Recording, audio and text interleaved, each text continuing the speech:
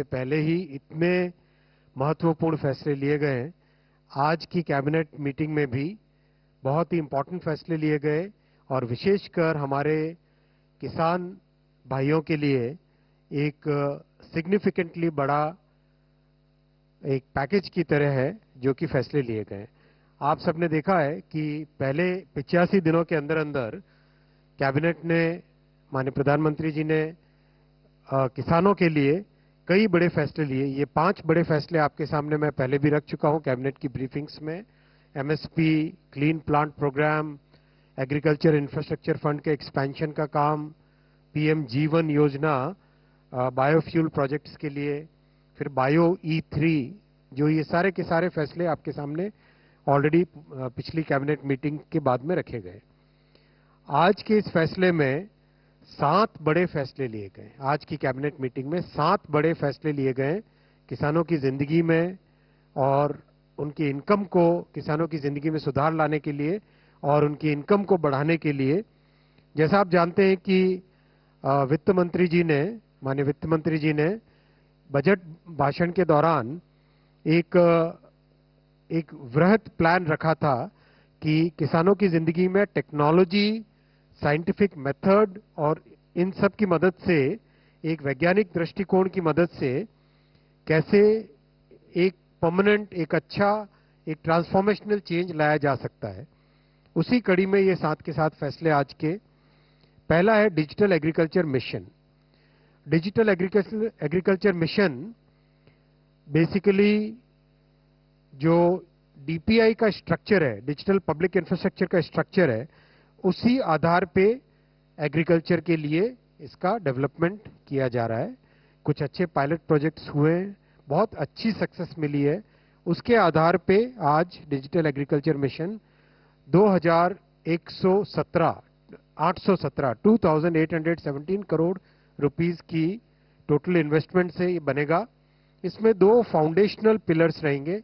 एक रहेगा agri stack, दूसरा रहेगा कृषि डिसीजन सपोर्ट सिस्टम।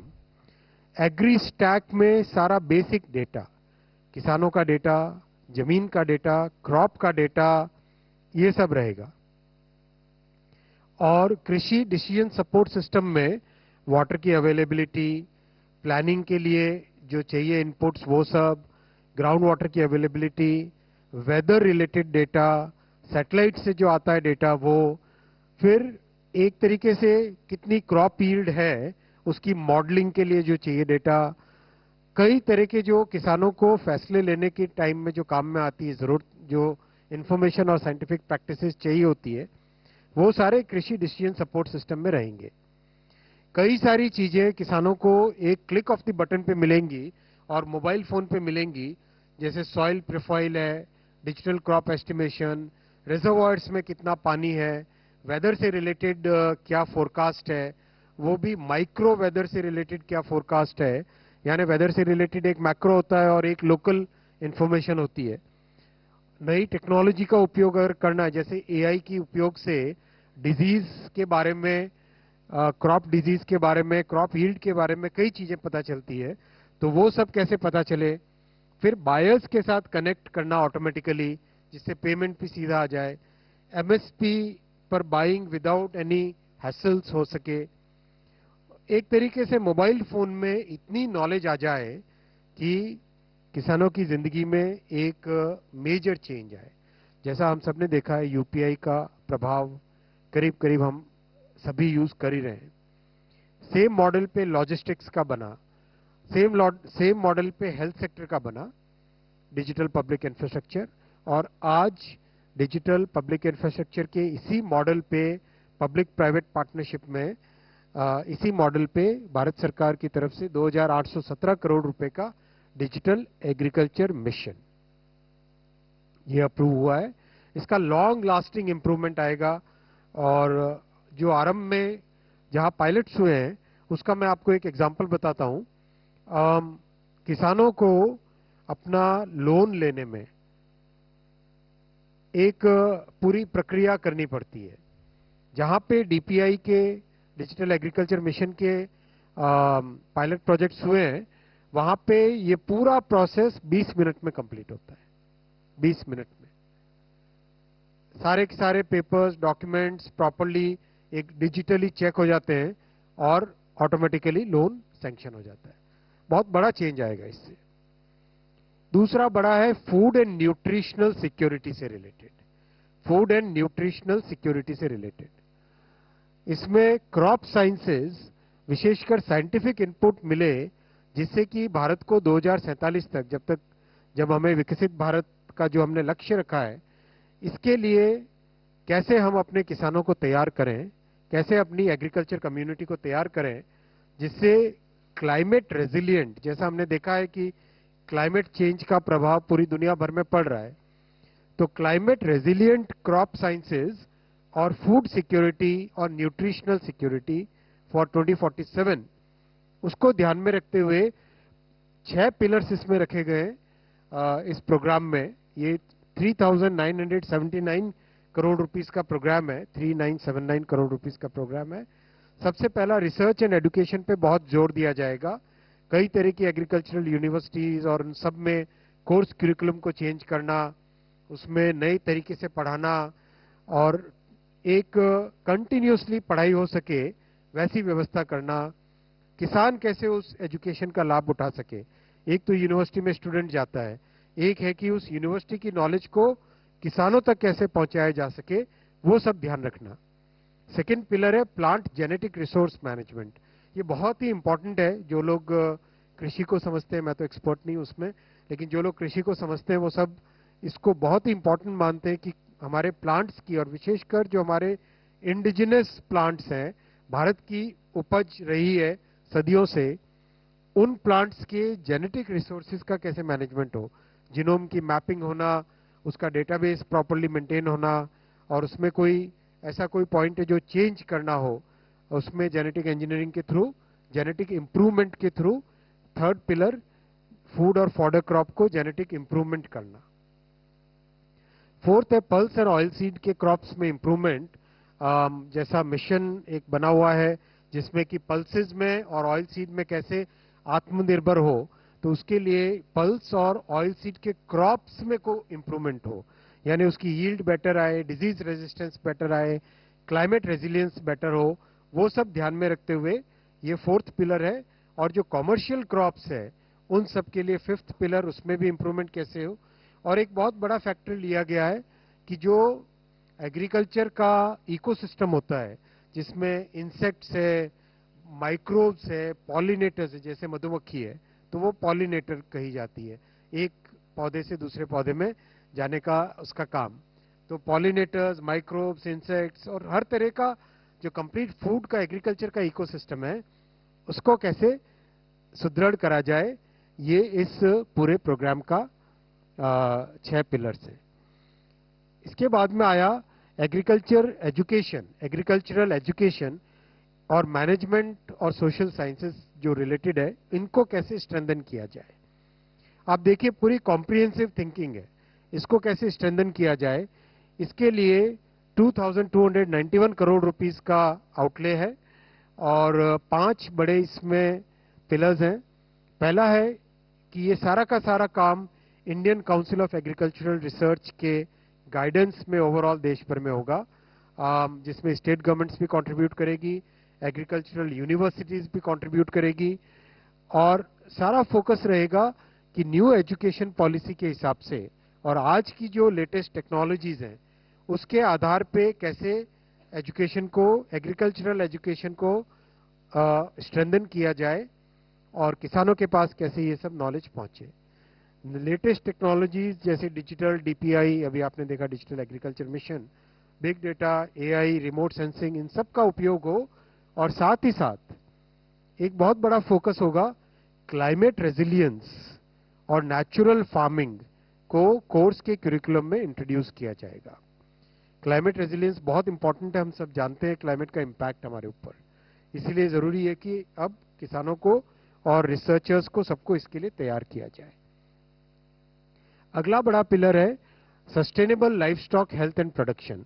किसानों की इनकम में वृद्धि करने के लिए, बढ़ाने के लिए लाइफ स्टॉक की हेल्थ, लाइफ स्टॉक का प्रोडक्शन और उनसे जो उपज होती है, जो दूसरे प्रोडक्ट्स आते हैं, जैसे मिल्क प्रोडक्ट है, डेयरी प्रोडक्ट है, पोल्ट्री है, इन सब के ऊपर बड़ा फोकस करके इस प्रोग्राम को बनाया गया है। इसमें ध्यान दिया जाएगा जो एनिमल्स हैं उनका, लाइफ स्टॉक का हेल्थ मैनेजमेंट और उनके उसके लिए रिलेटेड जो वेटनरी एजुकेशन है उसके ऊपर बहुत बड़ा फोकस दिया जाएगा। डेयरी प्रोडक्शन में भारत ने बहुत बड़ी एक मिसाल कायम की है। इसमें और क्या साइंटिफिक इंप्रूवमेंट्स ला सकते हैं, जैसे क्वालिटी ऑफ मिल्क इंप्रूव करना हो, स्टोरेज ऑफ मिल्क इंप्रूव करना हो, ट्रांसपोर्टेशन आसान करना हो, वैल्यू एडिशन करना हो, साथ ही साथ एनिमल्स की जेनेटिक रिसोर्स मैनेजमेंट, जैसा प्लांट्स का रिसोर्स जेनेटिक रिसोर्स मैनेजमेंट की बात आई, वैसा ही एनिमल्स का भी जेनेटिक रिसोर्स मैनेजमेंट कैसे हो। बहुत कॉम्प्रिहेंसिव बड़ी सोच के साथ ये सब बनाया गया है। और फिर एनिमल्स का न्यूट्रिशन किस तरह से हो, ये सारी चीजें, जिससे कि किसानों के जीवन में एडिशनल इनकम आए, फैमिलीज में एडिशनल इनकम आए, उसको ध्यान में रखते हुए। नेक्स्ट आइटम है sustainable development of horticulture. Horticulture में वेजिटेबल्स हैं, फ्रूट्स हैं, मशरूम्स हैं, कई तरह के प्लांट्स हैं, उन सब के लिए एक कॉम्प्रिहेंसिव प्लान जिसमें 860 करोड़ रुपीस का लेआउट है। और विशेषकर हमारे क्लाइमेट के हिसाब से, ट्रॉपिकल, सब ट्रॉपिकल और टेम्परेट क्लाइमेट्स के हिसाब से क्या प्लांट्स ठीक रहेंगे, कौन से क्रॉप्स अच्छे रहेंगे, उसमें क्या ध्यान देना चाहिए। और जो कई न्यूट्रिशन के अच्छे सोर्सेज हैं, roots, tubers, bulbous and arid crops, जैसे राजस्थान और गुजरात का कुछ हिस्सा है जो एरिड जोन में आता है, तो उसमें एरिड जोन में क्या ध्यान रखना चाहिए, ट्यूबर्स, रूट्स और वेजिटेबल, फ्लोरिकल्चर, ओवरऑल एक, जैसे साउथ में है एरोमेटिक और मेडिसिनल प्लांट्स और स्पाइसेस का प्रोडक्शन बहुत होता है, तो इन सब के बारे में एक ओवरऑल कैसे क्वालिटी और ओवरऑल किसान कैसे उसको बेटर तरीके से यूटिलाइज कर सके, इन सब पे ध्यान दिया गया है। और जैसे लाइफ स्टॉक और हॉर्टिकल्चर, इन दोनों से बेसिकली फार्मर्स की इनकम इंक्रीज करने का स्कोप बहुत होता है। अगले दो पॉइंट लिए गए, जो देश भर में फैले हुए हमारे कृषि विज्ञान केंद्र हैं उनको स्ट्रेंथन करने का, उसमें नई टेक्नोलॉजी लाने का, नया मेथड्स लाने का, और विशेषकर किसानों के साथ कैसे वो एकदम लोकल भाषा में अच्छे तरीके से जुड़ पाए, उसमें क्या नए इंप्रूवमेंट्स करने चाहिए, उसके लिए 1202 करोड़ रुपीस का प्रोग्राम है। और नेचुरल रिसोर्स मैनेजमेंट, हमारे जो रिजर्वॉयर्स हैं, वाटर बॉडीज हैं, ग्राउंड वाटर है, इन सब के बारे में विशेष करके ध्यान देके कैसे नेचुरल रिसोर्स मैनेजमेंट का विशेष ध्यान दिया जाए, उसके लिए 1115 करोड़ रुपीस का आउटले लिया।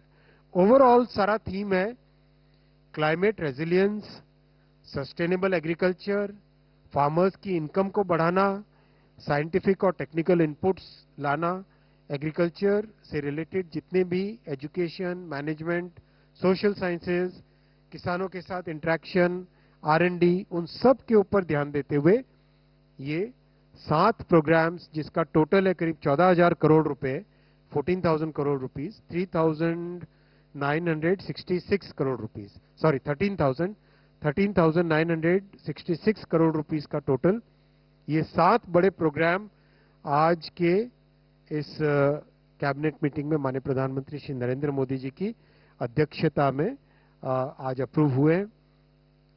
और ये सातों के सातों डिसीजंस ऐसे डिसीजंस हैं जिससे किसानों की जिंदगी में, उनकी लाइफ में और उनके लाइवलीहुड में, दोनों में सिग्निफिकेंट इंप्रूवमेंट आएगा।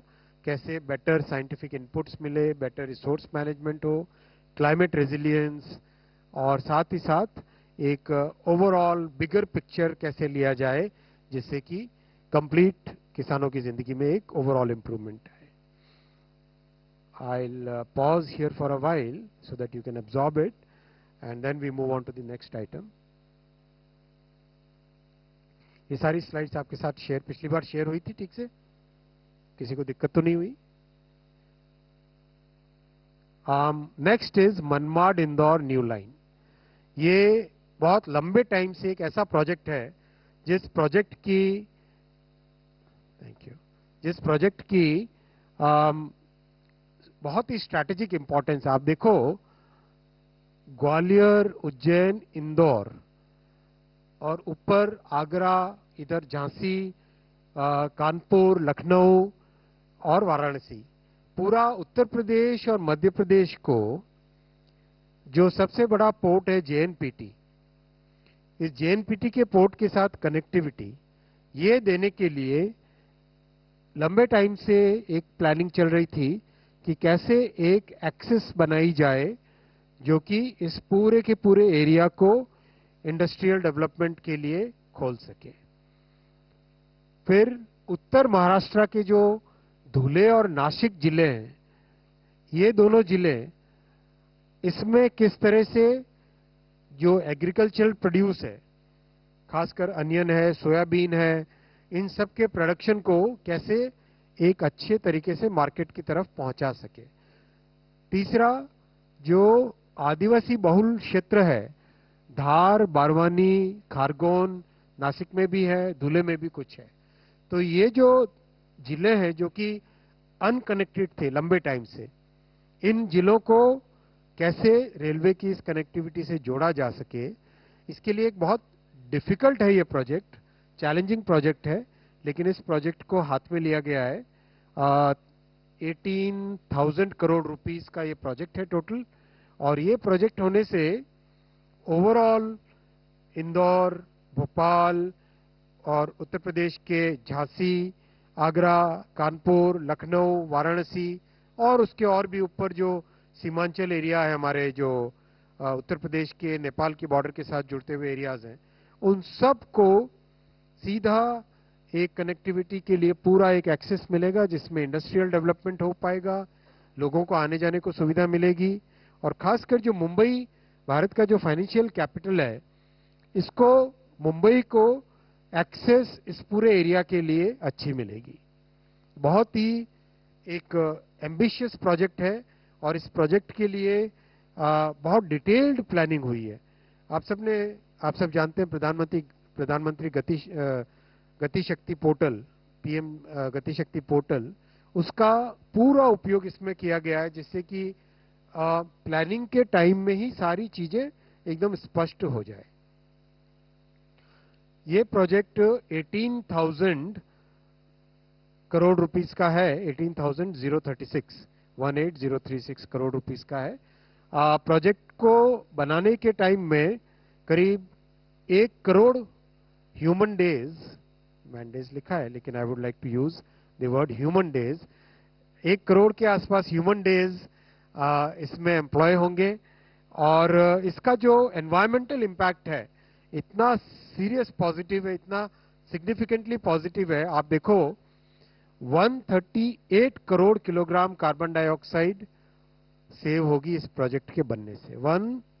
और ये हर साल है, 138 करोड़ किलोग्राम कार्बन डाइऑक्साइड हर साल सेव होगी, और उसको अगर नंबर ऑफ ट्रीज में कन्वर्ट करें तो this is like equivalent to planting 5.5 crore trees. It's a massive project. 5.5 crore trees को प्लांट करने के बराबर बेनिफिट, एनवायरमेंटल बेनिफिट इस प्रोजेक्ट से होगा। बहुत सारे जो आदिवासी बहुल क्षेत्र है उनको कनेक्टिविटी मिलेगी, और उज्जैन जैसी एक पवित्र, नासिक जैसी एक पवित्र जो हमारे तीर्थ धाम है, जो बहुत बड़े हमारी स्पिरिचुअल और हेरिटेज के बहुत बड़े सेंटर्स हैं, उनको बहुत अच्छी कनेक्टिविटी मिलेगी। ये बहुत ही एम्बिशियस प्रोजेक्ट है। माननीय प्रधानमंत्री जी ने आज इसे कैबिनेट में अप्रूव किया, और मैं धन्यवाद भी देना चाहूंगा, क्योंकि इस प्रोजेक्ट के लिए जब मैं मध्य प्रदेश में चुनाव के दौरान घूमता था, इतनी डिमांड होती थी इस प्रोजेक्ट के लिए, इतनी डिमांड होती थी। आज माननीय प्रधानमंत्री जी ने इसे अप्रूव किया है, और ये बहुत ही लाइफ चेंजिंग प्रोजेक्ट होगा।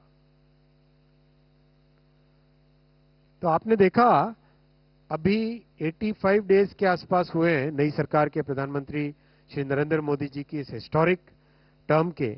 इसमें इस कम टाइम में करीब 2.5 लाख करोड़ रुपए के प्रोजेक्ट्स अभी तक इंफ्रास्ट्रक्चर के प्रोजेक्ट सैंक्शन हुए हैं। करीब 2.5 लाख करोड़ रुपए के इंफ्रास्ट्रक्चर प्रोजेक्ट्स सैंक्शन हुए।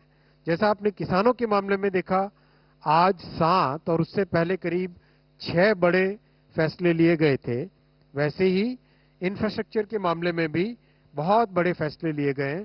और इसके अलावा भी कई बड़े फैसले, जैसे आप जानते हैं यूपीएस जैसा बड़ा फैसला। तो फर्स्ट 100 डेज में जिस तरह से बड़े फैसले लेने के लिए माननीय प्रधानमंत्री श्री नरेंद्र मोदी जी जाने जाते हैं, वो आज इसकी एक और मिसाल है।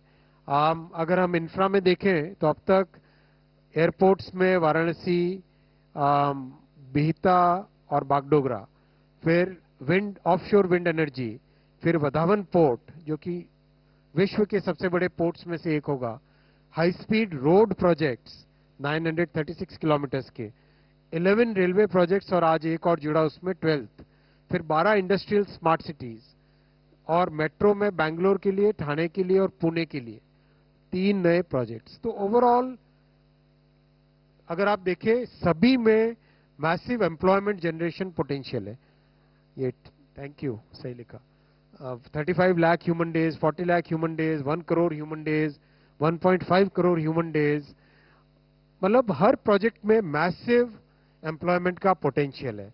वधावन पोर्ट में तो अगर देखो तो 12 लाख जॉब्स का टोटल ओवरऑल उसका पोटेंशियल है। और स्मार्ट सिटीज, जो इंडस्ट्रियल स्मार्ट सिटीज बनेंगी, उसमें 40 लाख एम्प्लॉयमेंट क्रिएशन का पोटेंशियल है। तो ओवरऑल बहुत क्लियर थिंकिंग के साथ कैबिनेट में माननीय प्रधानमंत्री जी की अध्यक्षता में बड़े फैसले लिए जा रहे हैं। I will come to the last point which is related to semiconductors. आप सब ने देखा, आप सब जानते हैं कि 1962 से जो भारत का बड़ा ड्रीम था कि सेमीकंडक्टर इंडस्ट्री भारत में आए, और सेमीकंडक्टर जैसे स्टील और केमिकल इंडस्ट्रीज होती है वैसी एक फाउंडेशनल इंडस्ट्री है। यानी अगर आपके पास स्टील इंडस्ट्री अगर देश में है तो आप उसके बेसिस पे बहुत सारी दूसरी इंडस्ट्रीज क्रिएट कर सकते हो। अगर भारत में मान लो केमिकल इंडस्ट्री है तो उसके बेसिस पे और भी बहुत सारी इंडस्ट्रीज आप क्रिएट कर सकते हो। तो एम्प्लॉयमेंट पोटेंशियल, ये फाउंडेशनल इंडस्ट्रीज का मल्टीप्लायर इंपैक्ट होता है। इसमें फाउंडेशनल इंडस्ट्रीज का हमेशा मल्टीप्लायर इफेक्ट होता है कि केवल उस इंडस्ट्री में एम्प्लॉयमेंट की बात नहीं है, उससे जुड़े हुए जितनी भी इंडस्ट्रीज हैं उन सब में कितना एम्प्लॉयमेंट क्रिएट होता है, वो इंपॉर्टेंट कंप्लीट पूरा बड़ा पिक्चर बनता है। जैसे स्टील में अगर एक स्टील प्लांट लगता है तो फैब्रिकेशन के लिए, मैन्युफैक्चरिंग के लिए, ऑटोमोबाइल के लिए कई सारी चीजें तैयार होती है। वैसे ही सेमीकंडक्टर में जैसे सेमीकंडक्टर का प्लांट लगता है तो ऑटोमोबाइल में, मोबाइल मैन्युफैक्चरिंग में, इलेक्ट्रॉनिक्स मैन्युफैक्चरिंग में, जो होम में जो अप्लायंसेस यूज होते हैं उन सब में, मतलब practically everything that switches on और switches off, everything that switches on और switches off requires a semiconductor. तो अब तक की प्रोग्रेस और आज का एक नया अप्रूवल। अब तक 4 प्रोजेक्ट्स जो अप्रूव हुए हैं उन चारों में बहुत अच्छी प्रोग्रेस है। पहला प्लांट माइक्रोन का जो अप्रूव हुआ था उसका तेजी से कंस्ट्रक्शन चल रहा है।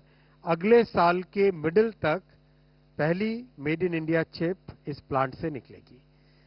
ऑलरेडी इस प्लांट का एक मिनी प्लांट एक बना है जिसमें चिप बाहर से लाके उसका मॉड्यूल, यानी मैंने पिछली बार आपको एक बार दिखाया था, यानी उसका जो सर्किट बनता है वो सर्किट ऑलरेडी यहां से भारत में बनना चालू हो गया है।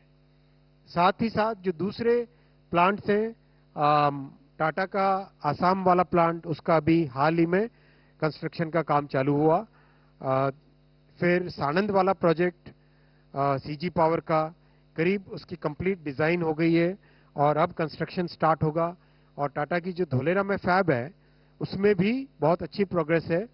जितना, that's a very very complex and very ambitious project, उसमें भी कंप्लीट डिजाइन का काम बहुत तेजी से चल रहा है। ओवरऑल बहुत अच्छी प्रोग्रेस है। कंप्लीट इकोसिस्टम इमर्ज कर रहा है। कंप्लीट इकोसिस्टम जैसा गैसेस, इक्विपमेंट, केमिकल्स, वो सारी की सारी चीजों की जो सप्लाईज हैं वो सारे एक एक करके भारत में आ रहे हैं। और मल्टीप्लायर इसका इफेक्ट होगा वो इलेक्ट्रॉनिक्स हो, ऑटोमोबाइल हो, इन सब इंडस्ट्रीज में इस सेमीकंडक्टर इंडस्ट्री का इंपैक्ट होगा। साथियों, भारत की एक बहुत बड़ी ताकत है डिजाइन की कैपेबिलिटी। बहुत करीब करीब दुनिया भर की जितनी भी कॉम्प्लेक्स चिप्स हैं वो सारी भारत में ही डिजाइन होती है। इसीलिए भारत में कैसे अपना खुद का आईपीआर बने, कैसे अपनी खुद की, how do we create our own IPR and how do we make sure that our own our people are designing where the IPR is retained in the country. So that's why we had created a component of the ISM was design linked incentives, DLI, design linked incentives. Design linked incentives में already 13 companies ने chip और system on chip design करने चालू कर दिए हैं। उसमें से कुछ के पास ऑलरेडी वीसी कैपिटल भी, फंडिंग भी आने लग गई है और बहुत अच्छे सक्सेस हुई है इसमें। अगर आप इसमें देखें, ऑटोमोबाइल सेक्टर में भी है, टेलीकॉम में है, 5G के रेडियो की चिप्स है, 5G के बेस बैंड की चिप है, फिर जो IoT यानी जो सेंसर्स होते हैं उसकी चिप्स हैं, काफी एडवांस चिप्स इसमें बन रही है। और आज कैबिनेट में माननीय प्रधानमंत्री श्री नरेंद्र मोदी जी की अध्यक्षता में अप्रूवल मिला है केन्स टेक्नोलॉजीज के प्लांट को। इस प्लांट में 6.3 million per day chips per day, यानी 63 लाख चिप्स पर डे की प्लांट की कैपेसिटी होगी। 46 एकर्स में प्लांट बनेगा, बड़ा प्लांट है। करीब करीब इसका जितना प्रोडक्शन होगा वो प्रोडक्शन ऑलरेडी किन इंडस्ट्रीज में जाएगा वो बुक हो चुका है और अच्छा इसका टेक्नोलॉजी आएगी इसमें। और इसमें मेजर पॉइंट आएगा, जैसे पावर से रिलेटेड चिप्स होती है जो ट्रेन सेट्स में लगती है, आपके ऑटोमोबाइल्स में लगती है और घर में जो अप्लायंसेस होते हैं उसमें लगती है, वो सारी चिप्स भी इस वाले प्लांट में बनेगी। इसमें लैंड ऑलरेडी सानंद में ले ली है इस कंपनी ने और बहुत जल्दी इसका कंस्ट्रक्शन चालू करेंगे। Overall I am sorry for this, overall बहुत जल्दी एक सेमीकंडक्टर का इकोसिस्टम भारत में बन रहा है। Thank you very much. I will take questions now.